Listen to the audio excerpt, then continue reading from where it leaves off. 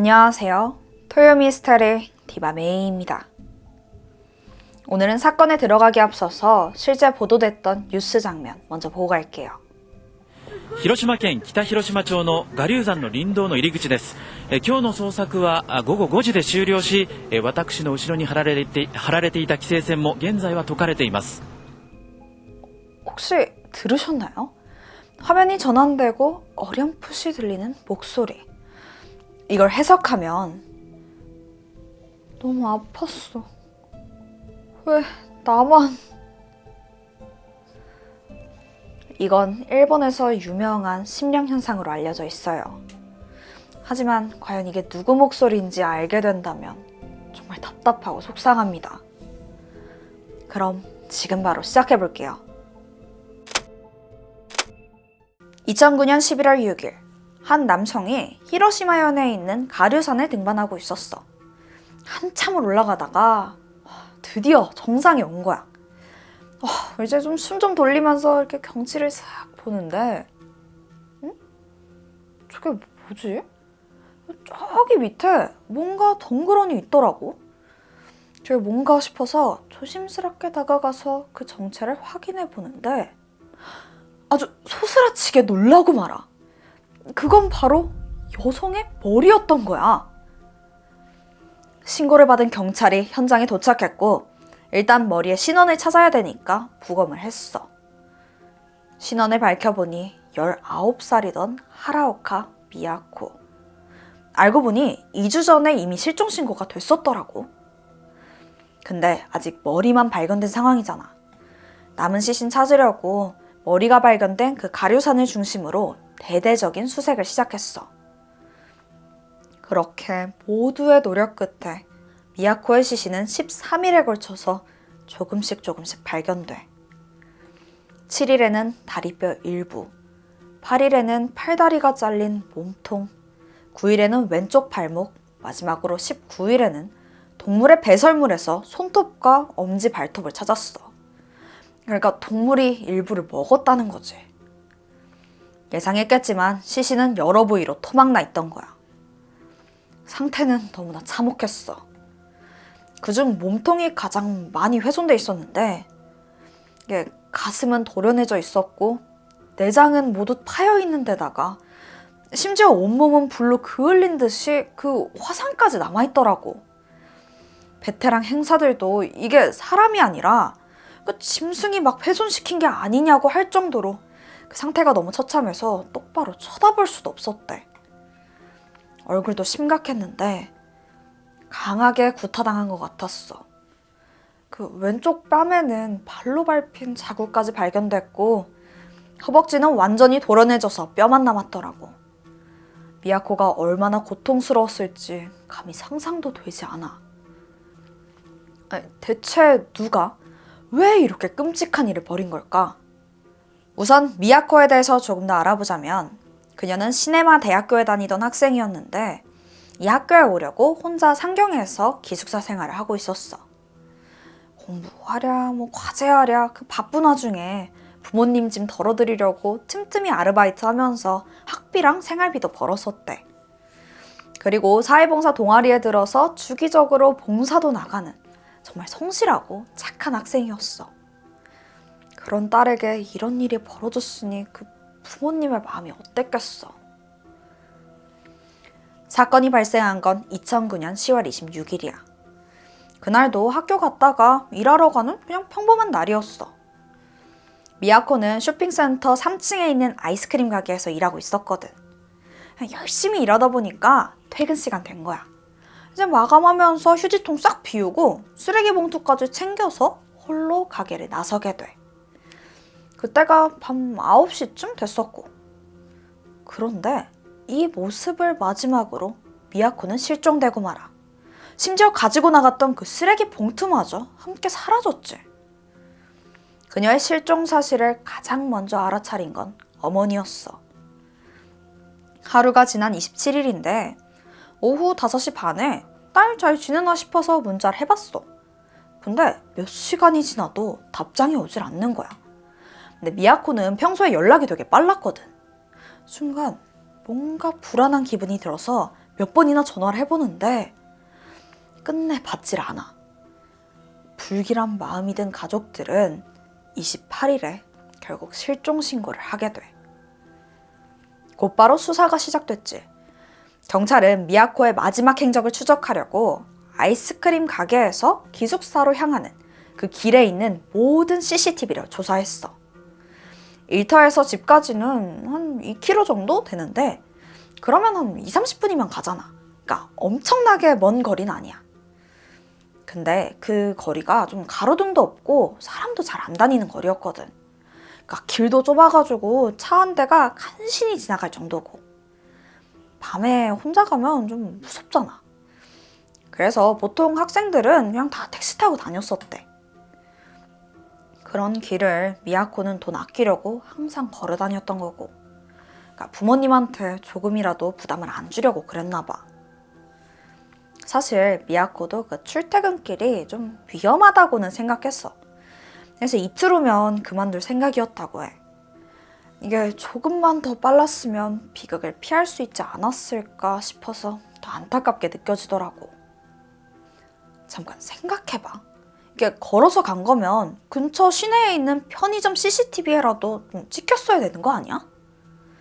그런데 9시 15분에 쇼핑센터를 나가는 그 모습이 끝이야. 이후엔 그 어디서도 보이질 않는 거지. 그러면 혹시 나오자마자 뭐 차를 탔다거나 뭔가 사고를 당한 게 아닐까? 경찰들도 그녀가 바로 납치됐을 거라고 추측했어.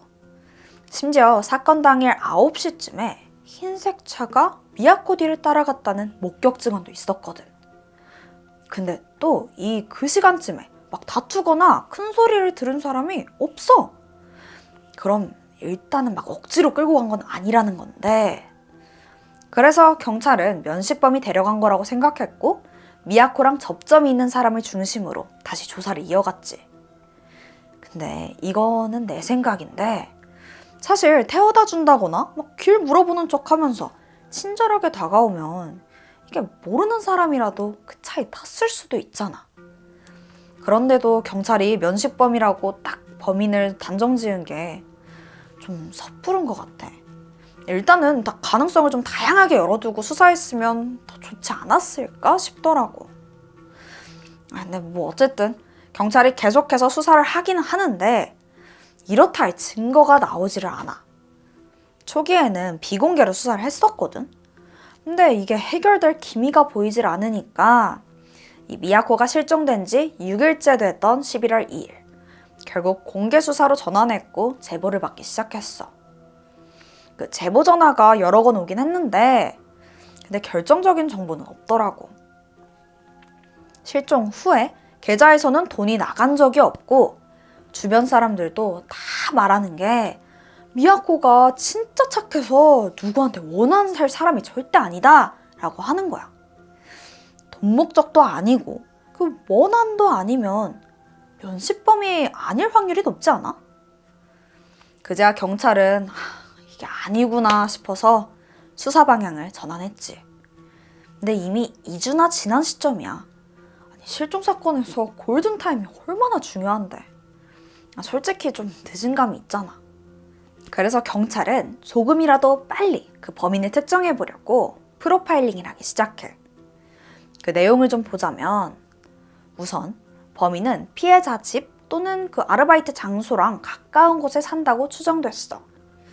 또 잔혹하고 엽기적인 그 범행 행각을 미뤄봤을 때 비디오 대여점에서 공포 영화를 빌린 적이 있을 걸로 추정됐고, 그리고 부검 지식이 뛰어난 의료인이나 또는 도축업에 종사한 적이 있는 20살에서 40살 사이의 남성일 거라고 추측됐지.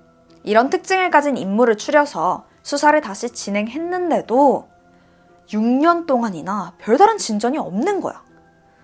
그렇게 하염없이 시간만 흘러갔어.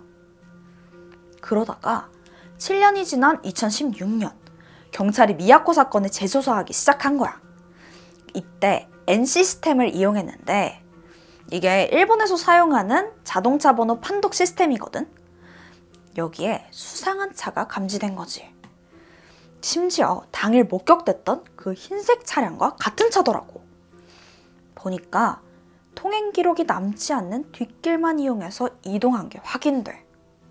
이거 벌써 의심스럽잖아. 그래서 소유주를 확인해 봤는데 사건 당일 33살이던 야노 요시하루라는 남자였어.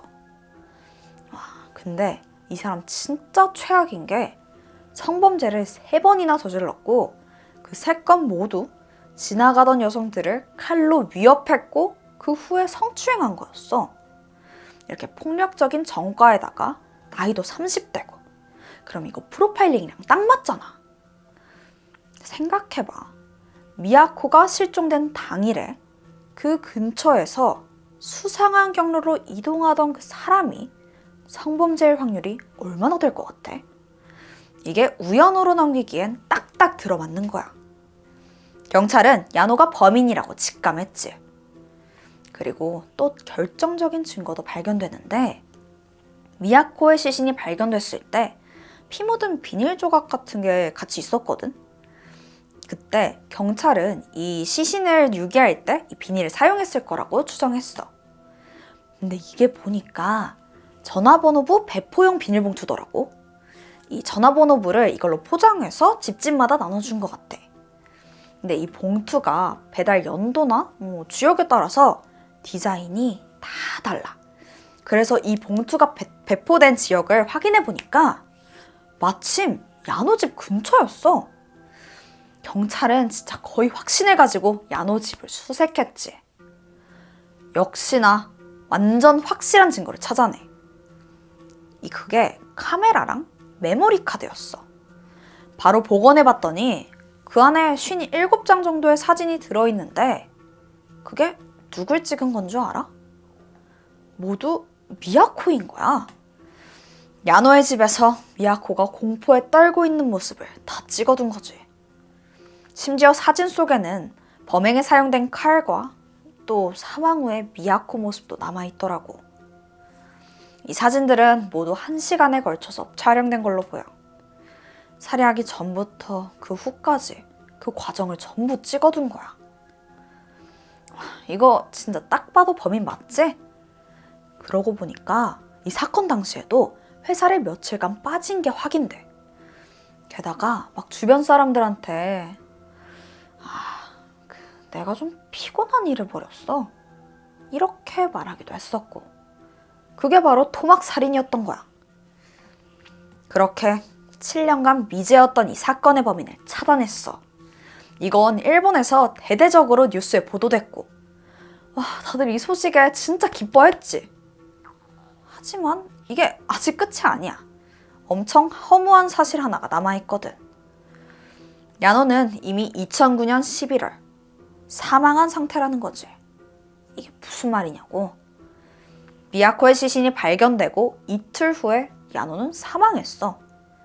아버지의 묘소를 들렀다가 오는 길에 고속도로 가드레일을 들이박아서 함께 있던 어머니와 함께 현장에서 사고를 당한 거지. 아니 7년 만에 찾은 범인이잖아. 듣는 나도 이렇게 힘 빠지는데 경찰이나 유족들은 오죽했겠어.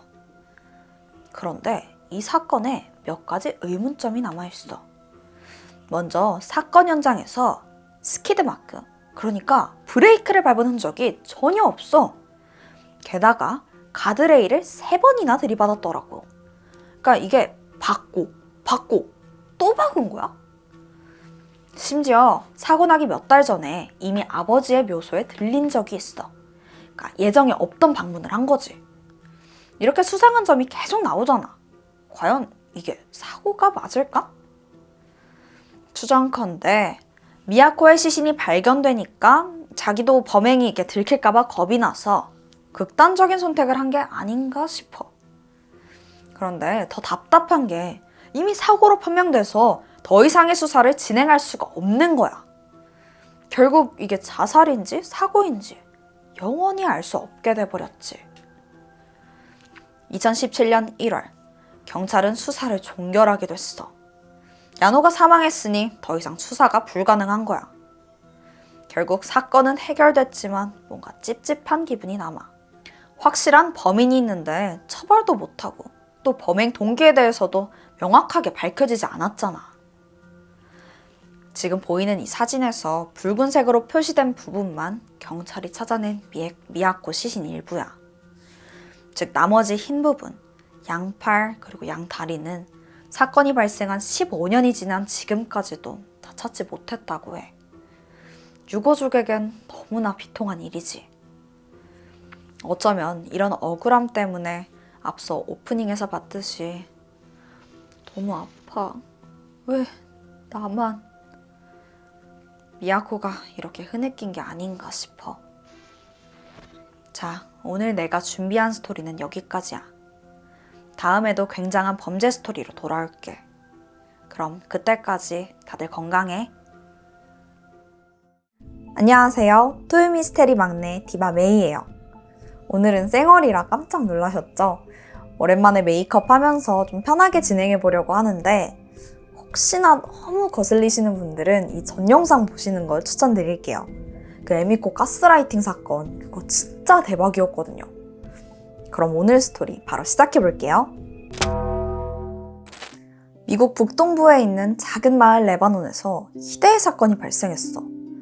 때는 2009년 6월인데 마을에 있는 한 우물에서 여성의 시신항구가 발견된 거야. 이 우물이 되게 인적도 드물고 눈에 잘 안 띄는 외진 지역에 있었거든. 현장을 보면 오랫동안 비어있던 빨간 이동식 주택 하나가 서 있었고 그 뒤편에 우물이 있었는데 거기에 시신을 숨겨둔 거지. 근데 이 시신에는 너무도 특이한 점이 하나 있었어. 그게 뭐였냐면 머리에 석궁 화살이 박혀져 있던 거야. 아니 웬 석궁? 이게 흔치가 않잖아. 바로 감식이 진행되면서 신원이 밝혀졌는데 지난 3년간 실종 상태였던 26살의 프랜시스 몰튼이었어. 참고로 시신이 발견된 마을은 그녀가 살던 곳이더라고. 프란시스 몰튼은 1980년대생으로 어렸을 때 부모님이 이혼하시고 이후 어머니를 따라서 메인주로 이사를 왔대. 어머니가 새아빠랑 결혼을 하면서 이복 형제들과 함께 지내고 있었었지. 시간이 흘러서 어머니가 돌아가시니까 집에 더 이상 가까운 가족이 없는 거야. 그래서 프랜시스는 집을 떠나서 자유분방한 삶을 살기 시작해. 한 곳에 정착하지 않고 같은 메인주 안에 있는 여러 도시를 돌아다니면서 친구 집을 전전하면서 보냈어. 워낙 활발하고 성격도 좋아서 프랜시스를 다들 반겨줬지. 독립 아닌 독립을 했지만 가족들과도 자주 연락했었다고 해. 그렇게 자유로운 생활을 보내다가 2006년 7월 프란시스가 갑자기 실종된 거야. 근데 마지막으로 목격됐을 때 누군가의 오토바이 뒤에 타서 마을을 빠져나갔다고 하더라고.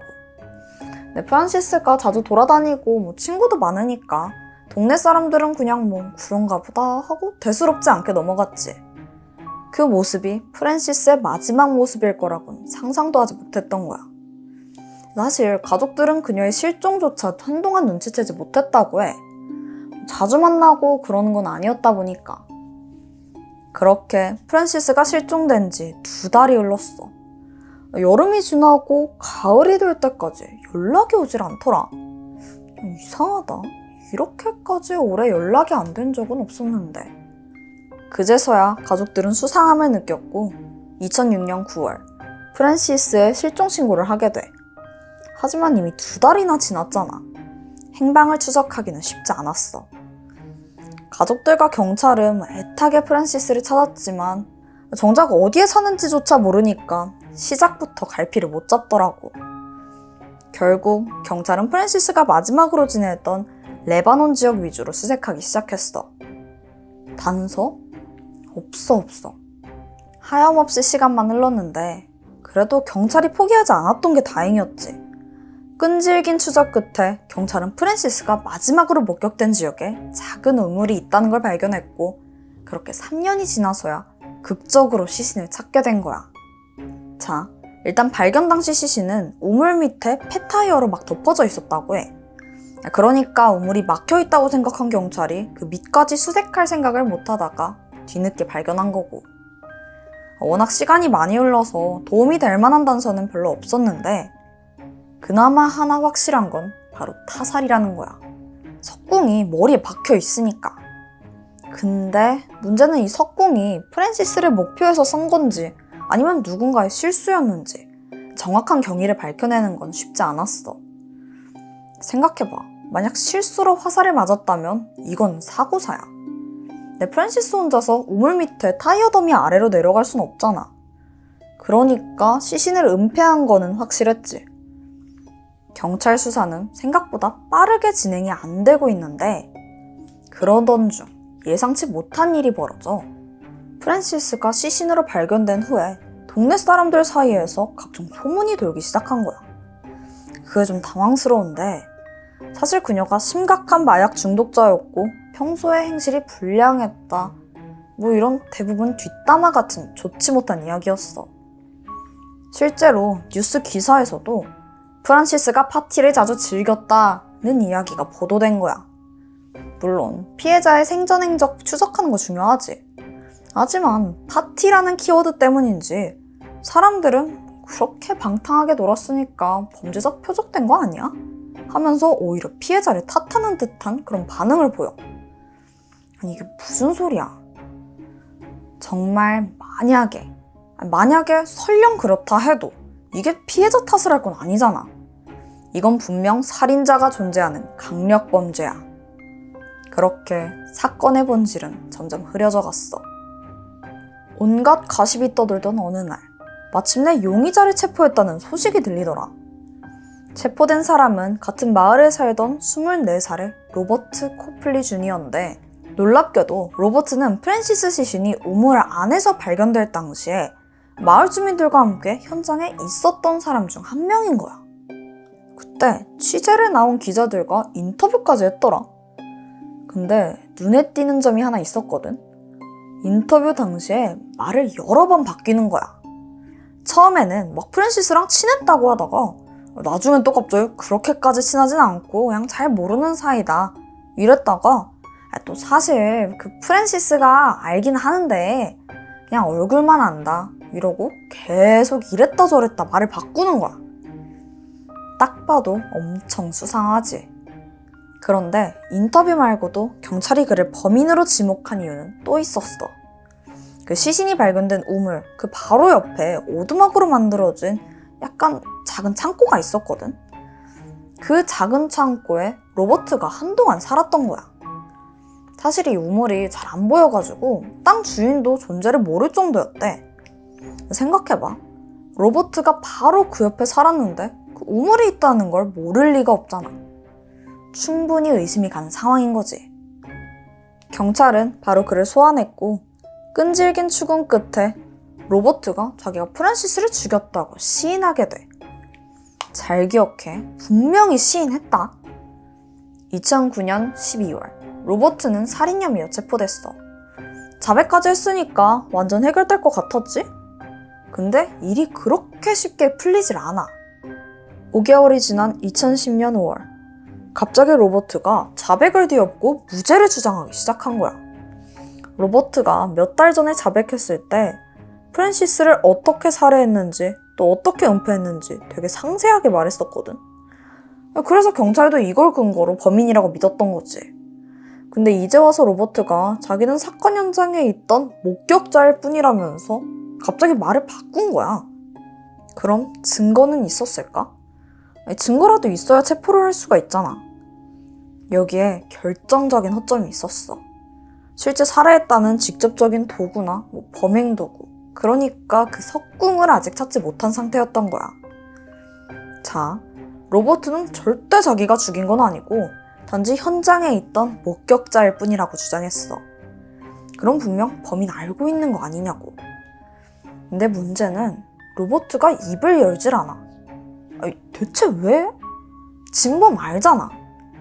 그런데 자기가 위험에 처할 것 같다면서 끝끝내 진범에 대해선 말하지 않았어. 이렇게 들으니까 너무 답답하지? 안타까운 건 현재로서 로버트가 무죄 상태라 그동안 어떤 자세한 진술을 했는지 언론사엔 공개되지 않았어. 추리도 힘든 상황인 거지. 수사팀은 결정적인 살해 증거를 찾는데 노력은 하는데 결론적으로 증거를 찾을 수 없다고 공식 발표하게 돼. 당연히 로버트는 살인 혐의를 벗어났지. 그래도 거짓 자백으로 수사 방해한 거잖아. 그 혐의로 징역 10년이 선고되긴 해. 그 와중에 주민들의 의견이 흥미로웠어. 로버트를 잘 알고 지내던 사람들이 애초부터 그가 진범이 아니라고 다들 믿었다는 얘기야.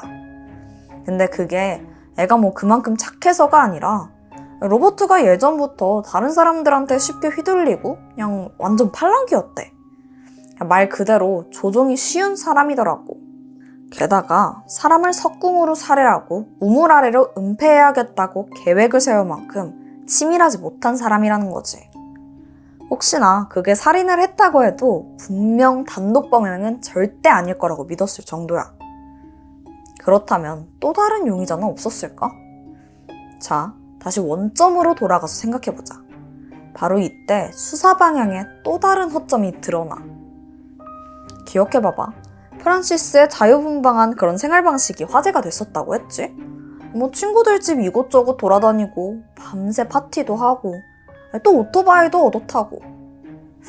그런데 오토바이? 프란시스가 마지막으로 목격됐을 때 오토바이 뒷자리에 타고 있었잖아. 아니 그러면 주변 사람 중에 오토바이가 있는 사람을 찾아보면 그 마지막 행적을 알 수 있지 않았을까? 아니 이건 경찰이 아니라도 알 수 있잖아. 근데 진짜 어이없게 경찰은 이 중요한 단서를 놓친 거야. 그 마지막 목격담을 그냥 프란시스가 날라리였다고 증명하는 정도로 가볍게 넘어간 거지. 아니 내가 들어도 이게 너무 중요해 보이는데 어떻게 그걸 조사도 안 해볼 수가 있냐. 그리고 중요한 단서가 하나 더 남아있지. 살해 도구인 석궁 있잖아. 미국에서도 살인이 일어나면 대체적으로 총기가 사용되는 경우가 많거든. 물론 주마다 다르지만 미국 대부분은 총기 소유가 자유로우니까. 그런데 이번 사건에서 사용된 흉기인 석궁은 우리나라뿐만 아니라 미국에서도 아주 드물다고 해. 그럼 범인이 왜 흔하게 구할 수 있는 총 대신에 석궁을 이용했는지 그 점에 대해서 알아보고 또 석궁을 다룰 수 있는 주변 인물들이 있는지 확인하는 게 당연한 거 아니었을까? 내가 지금 경찰보다 나은 거야 지금? 여기에 경찰은 뭐라고 변명하냐면 아니 조사는 해봤는데 딱히 프로파일링에 맞는 인물은 없다라고 하더라. 오히려 사건을 접한 미국 네티즌들이 날카로운 추리를 내놓기 시작했어. 자, 미국의 경우에 중범죄를 저지른 사람은 총기 규제법 때문에 총을 소유할 수가 없거든. 만약 그걸 어기고 총을 가지고 있으면 이것도 범죄로 인정된다고 해. 하지만 석궁은 총기로 분류되지 않다 보니까 아무리 범죄자여도 그 석궁 소유가 제한되지 않는 거지. 범인이 굳이 석궁을 사용했다는 점에서 이미 이 사건 전에 총을 쓸 수 없는 전과자일 가능성이 있다는 거지. 그렇다면 인근에 살거나 범행 시간에 현장을 지나간 전과자들을 추려내면 될 것 같은데 아니 애초에 이런 프로파일링을 왜 네티즌이 하고 있냐고. 심지어 경찰이 이걸 확인했다거나 뭐 다시 한번 조사했다는 소식은 전혀 없더라고. 또 한 가지 짚고 넘어가야 될 게 있는데 언론에서 알려진 거랑 다르게 프란시스는 결코 불량한 사람이 아니었다고 해. 뭐 마약을 하지도 않았었고 방탕한 파티를 즐기지도 않았었고 그냥 사람들하고 어울리기 좋아하는 활발한 20대 여성일 뿐이었다는 거지. 이런 부분은 그녀의 친구들이 나서서 일일이 해명했다고 해. 너무 안타깝지. 그리고 애초에 날라리였다고 해도 그 행실 때문에 살인당한 거라고 그 피해자 탓하는 건 정말 말도 안 되는 소리고. 로버트가 용의자로 지목됐을 때 그의 자백은 수사팀 내부에서만 공유되고 언론이나 뭐 대중들한텐 공개되지 않았다는 게 밝혀졌어. 적어도 로버트의 자백이 공개됐다면, 제대로 된 수사가 진행됐었다면 살해당한 피해자가 불량한 행실로 별 수 없이 죽었다는 그 오명은 막을 수 있지 않았을까. 이렇게 프랜시스 사건은 여전히 미국의 답답한 미제 사건 중 하나로 남아있어.